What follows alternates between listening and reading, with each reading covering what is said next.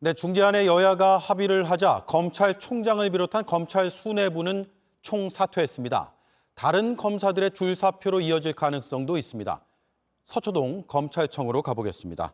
김지성 기자, 김호수 총장은 한번 사표를 냈다가 반려가 됐는데 오늘 다시 사표를 낸 거군요. 네, 그렇습니다. 김호수 검찰총장은 중재안 합의 발표 소식이 전해지고 1시간 뒤인 오후 1시 30분쯤 물러나겠다고 했습니다. 모든 상황에 책임을 지겠다고 밝힌 겁니다. 중재안에 대해 구체적인 입장은 밝히지 않았습니다.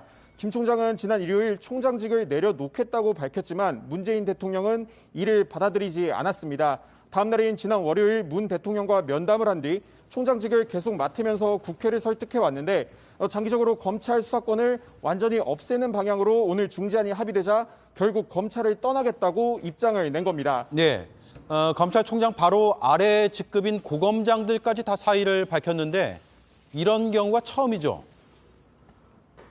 네, 처음입니다. 전국 6곳 고검장 전원과 고검장급인 대검차장도 물러나겠다고 했습니다. 이 가운데는 이번 정부와 가까운 성향으로 알려진 이성윤 서울고검장과 김관정 수원고검장도 있습니다. 검찰총장과 고검장 전원이 한 번에 물러나겠다는 뜻을 밝힌 건 이번이 처음입니다.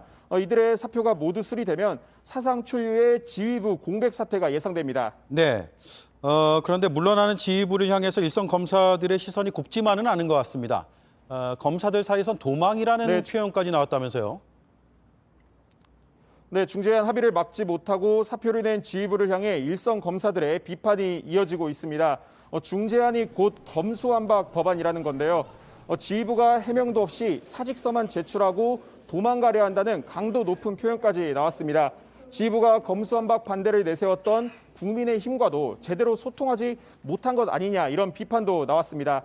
또 고검장들이 이 검찰총장이나 법무부 장관과 했던 대책회의에서 어떠한 이야기를 했는지 공개하라는 주장까지 나왔습니다. 네, 지휘부가 사실상 공백 상태가 됐는데 또 다른 집단의 움직임으로 이어질 가능성도 있습니까? 네, 일선 검사들은 정치권의 야합이라며 강하게 비판하고 있습니다. 하지만 아직까지 뚜렷한 집단 행동 움직임은 없습니다. 한 검사는 반대 의견을 나타내는 것 말고는 더 이상 법안을 막을 방법이 없다고 말했습니다. 평검사회의와 서울중앙지검 검사들은 1시간 전쯤 이 중재안에 반대 입장을 냈습니다. 네, 김지성 기자가 전해드렸습니다.